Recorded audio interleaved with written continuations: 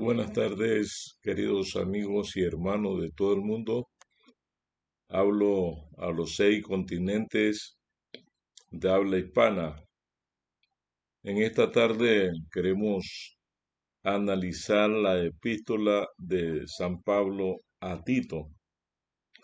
Para ello vamos a pedir la dirección de nuestro Dios.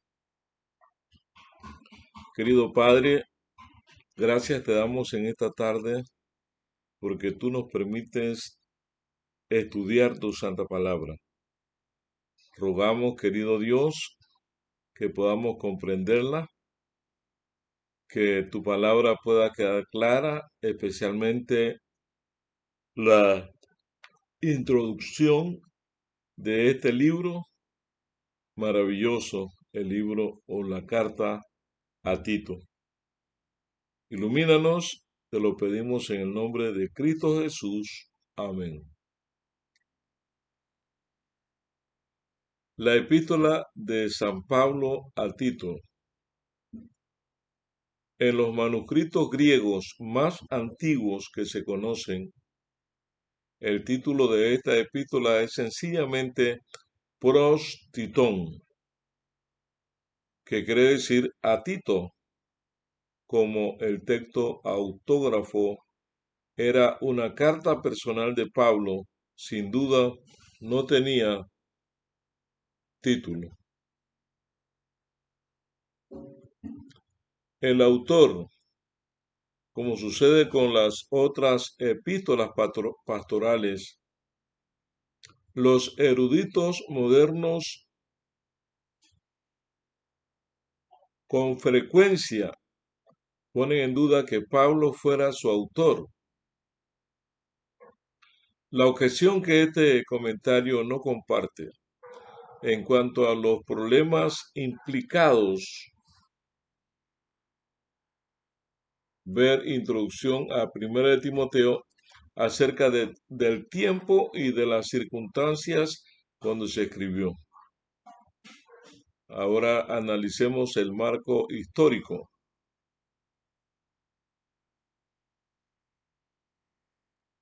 Esta epístola fue dirigida a Tito cuando, como ministro, atendía a los cristianos de Creta. Esta gran isla del Mediterráneo tiene unas 260 kilómetros de largo y entre 10 a 57 kilómetros de ancho. Su superficie total es de 8.818 kilómetros cuadrados. La estrecha, aunque fértil planicie de la costa en el lago norte se eleva rápidamente formando una cadena costera detrás de la cual se levanta una cadena más alta y detrás de ella hay una tercera, la montaña más elevada de la isla en el norte, Silority. Su altura es de 2.430 metros. Este es el antiguo monte Ida, donde se acuerda con una antigua leyenda griega, nació en el dios pagano Zeus. Creta fue el centro de una civilización, la minoica, que rivalizó con las de Mesopotamia y Egipto. Se decía que el semilegendario rey Minos guardaba en un intrincado laberinto a un toro monstruo que devoraba a los jóvenes griegos cautivos. Este mito del Minotauro podría ser la explicación de las laberínticas ruinas del palacio minoico en Nosos y también de las figuras de jóvenes acróbatas saltando peligrosamente sobre toros apoyándose sobre los cuernos. La Creta minoica tuvo una poderosa flota y un vasto imperio marítimo antes de el 140 o 1400 antes de Cristo, y una civilización altamente sofisticada, un arte refinado y tres sistemas de escritura, cuyo centro estaba en Micenas y que se extendió hasta el sur de Grecia. Su comercio con Egipto y Siria, conocido ahora por los artefactos que fabricaba, hizo de Creta una vía de comunicación entre el este y Europa, y los filisteos emigraron de Creta a Palestina. Creta fue finalmente colonizada por los griegos y jugó un papel muy importante. Durante 368, algunas de las épocas más gloriosas de la historia helenística, en los primeros años del cristianismo, los cretenses eran famosos por su deshonestidad y por no ser dignos de confianza. Tito 1:12. Parece que la isla, escondite de piratas en el siglo I a.C., pero esos piratas fueron subyugados y en el año 67 a.C., Creta fue conquistada por el Imperio Romano. Sin embargo, los cretenses continuaron sirviendo como mercenarios en ejércitos extranjeros. De Tito se sabe poco.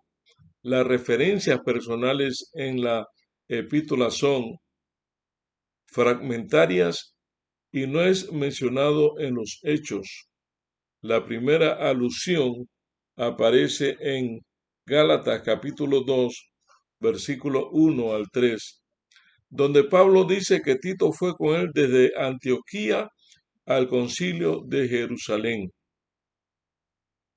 Como era un converso incircunciso procedente del paganismo, Tito se convirtió en un caso problemático debido a la polémica sobre la circuncisión de los gentiles. Después de cierto tiempo, representó a Pablo en Corintio. Eso lo encontramos en 2 de Corintios, en el capítulo 8, versículos 16 y 17, y en el capítulo 12, versículos 17 y 18, en donde tuvo éxito al ocuparse de las dificultades expuestas con tanta franqueza. 2 de Corintios 2:7. También organizó colectas para los santos de Jerusalén. 2 de Corintios 8:6 al 10. Pablo lo consideraba como un colaborador leal y un soldado de la cruz digno de confianza. En 2 de Corintios 12:18, y se refiere a él como a hermano, compañero y colaborador en 2 de Corintios 2:13. 8:23. En esta epístola llama a Tito verdadero hijo en la fe, el capítulo 1 y el versículo 14. En la última mención que se hace de Tito, se dice que fue a Dalmacia, parte de la moderna Yugoslavia, en 2 de Timoteo, capítulo 4, versículo 1 o hasta el 10. Eusebio, el historiador eclesiástico del siglo IV, se refiere a Tito como obispo de la iglesia de Creta o de la isla de Creta, Eusebio, historiador eclesiástico, menciona eso. ¿Cuál es el tema? Fuera del hecho de que Pablo había dejado a Tito en la isla de Creta, Tito 1:5, no se conocen ni se puede reconstruir las circunstancias exactas en que fue escrita. Esta epístola parece que Pablo había estado viajando en compañía de Zenas, Apolos, Artemas y Tíquico en el capítulo 3, versículos 12 al 15. Zenas y Apolos evidentemente estaban por comenzar un viaje que los haría por pasar por Creta, y por eso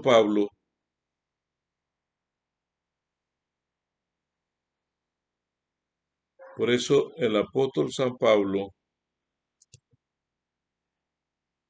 comenzó a viajar. Apolos, Artemas y Tíquico, Zenas y Apolos evidentemente estaban por comenzar un viaje para pasar por Creta.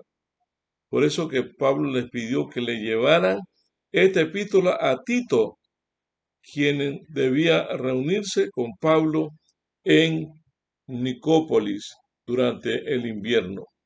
Se cree que la epístola a Tito fue escrita entre el primer encarcelamiento de Roma de Pablo y el segundo alrededor del año 65 después de Cristo. Según la epístola, parece que había grupos de cristianos en varios lugares de Creta. Sin embargo, la organización general de la iglesia era incompleta y se estaba fomentando dificultades debido a los falsos maestros que tal vez eran judíos semiconvertidos. Estos falsos maestros ponían gran énfasis en los mitos, las genealogías y la ley. Se ocupaban de argumentos inútiles y malgastaban mucho tiempo y energía, tanto de ellos como de otros miembros de la iglesia. A Tito le correspondía arreglar esos asuntos, y Pablo le envió consejos y infundió ánimo. Pablo se ocupaba en esta carta especialmente en dar consejo a Tito para ayudar a encaminar a los recién convertidos cristianos de Creta por la senda de la verdad, la fe y la debida conducta. Por esta razón, la epístola es sumamente práctica. Pablo da consejos en cuanto a una organización eclesiástica más cabal y completa, y aconseja a Tito en cuanto a las cualidades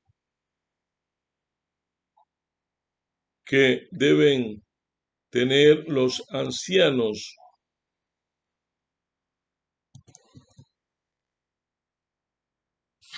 que deben tener todo aquel que quiere servir en la iglesia como anciano.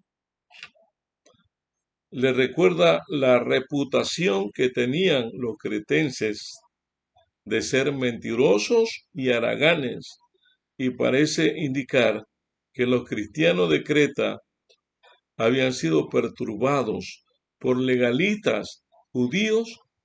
Pablo destaca especialmente que el énfasis es la impureza ceremonial.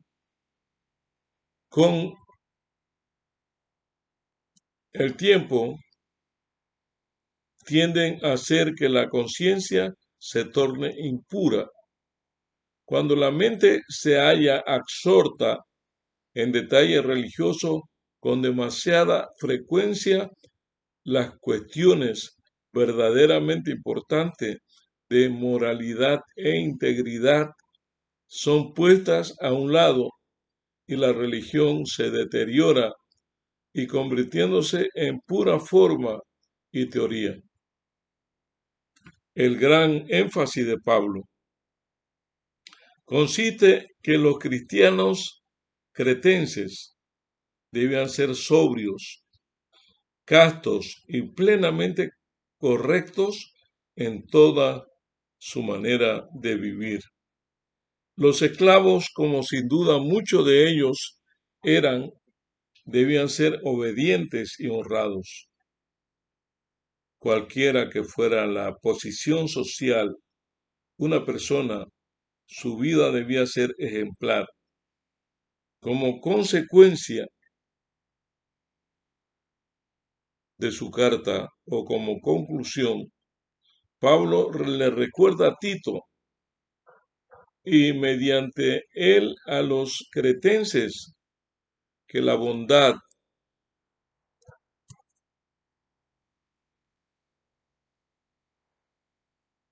la misericordia, el hombre no se gana mediante buenas obras, sino en la dávida, en la misericordia divina por medio de Jesucristo. Pablo conocía bien la herencia pagana de esos hermanos cretenses y la confusión mental y producida por los maestros judaizantes, por eso pudo tratar específicamente con sus problemas. Su consejo es claro y directo. Comprendía los suyos y los esquemas básicos de su comportamiento. En su carta es preciso e incisivo, cualidades que los predicadores de hoy bien debían tratar de imitar. Así que el apóstol Pablo tiene que enfrentarse frente a una iglesia que tiene problemas de dos naturaleza. Los judaizantes, que fueron los que le dieron dolor de cabeza a la nueva iglesia que estaba Pablo fundando, enseñando las leyes rituales, ceremoniales que habían terminado con Cristo y hacían que las personas, especialmente los gentiles, se circuncidaran. Y Tito tuvo que correr la misma suerte para poder ser un predicador o un discípulo y un enseñador de las buenas nuevas de salvación. Así que por allí más o menos podemos contemplar la época o el año en que se escribió esta carta.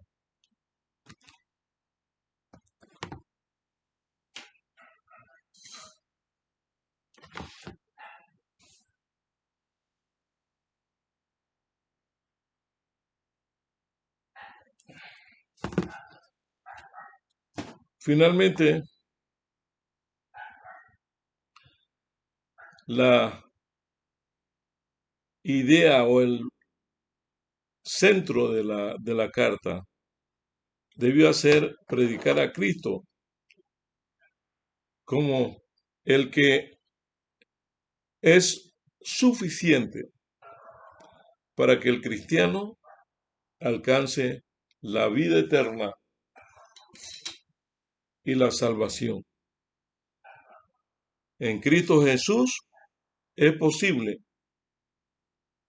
superar todos esos problemas que vivían los judaizantes hasta hoy, porque en Cristo Jesús ni la circuncisión vale algo, ni la incircuncisión, sino que lo único que vale en Cristo es la fe que obra o la fe que opera por el amor. Queridos amigos y hermanos que nos escuchan en los 6 continentes, esta carta que Pablo envió a Tito está llena de orientaciones, de máximas para hacerle frente a los problemas que estaba enfrentando la iglesia, y está llena también de orientaciones inspiradas que ayudan en la actualidad a la iglesia moderna a seguir adelante poniendo como centro y blanco Cristo Jesús, nuestro Señor, nuestro Salvador, y solamente Cristo es el que nos puede guiar, el que nos puede ayudar a avanzar a pesar de los obstáculos y las pruebas. Y el único propósito de Pablo en esta iglesia era preparar líderes para que pudieran llevar a la iglesia militante a llegar a ser una iglesia triunfante a través y por medio de nuestro Señor Jesucristo. Por lo tanto, mis hermanos,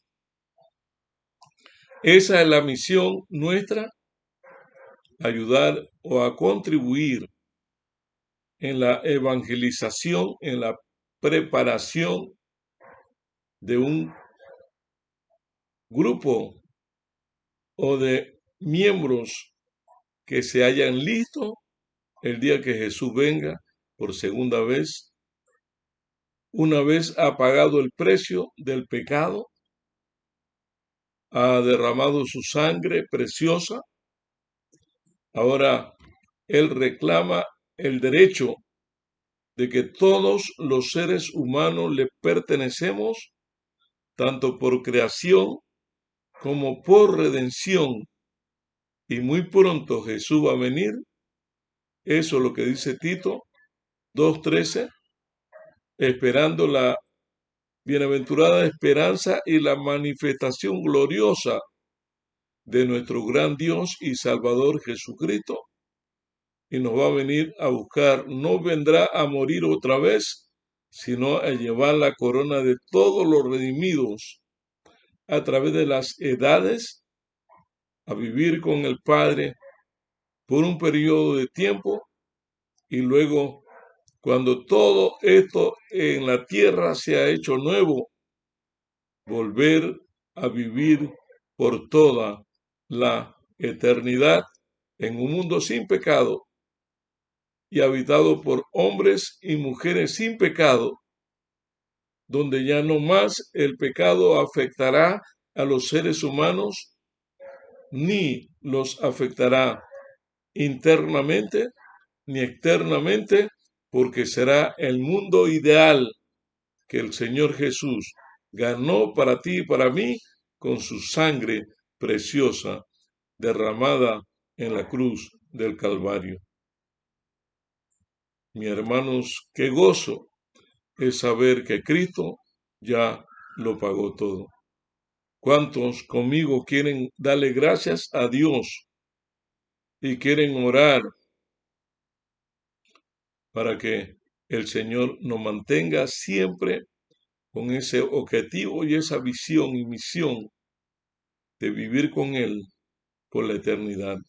Querido Padre, te damos gracias en esta tarde. Te damos gracias porque tú eres bueno y porque siempre eres bueno y porque tu misericordia, tu gracia son para siempre. Gracias por el sacrificio de Cristo Jesús. Sin pedirlo, sin merecerlo, Él tomó nuestro lugar Y gracias a ese sacrificio, los seres humanos tienen derecho nuevamente de volver al plan original, de volver a un mundo donde nunca más el pecado existirá, solamente viviremos contigo por toda la eternidad. Bendiga a todos nuestros amigos y hermanos de la ancha faz de la tierra y permite, Señor, que no doblemos ni a la derecha ni a la izquierda, que tengamos un objetivo claro y definido, y es el de vivir contigo por toda la eternidad. Gracias, Señor, en esta tarde, por tu amor y por tu misericordia. En el nombre de Cristo Jesús. Amén y amén.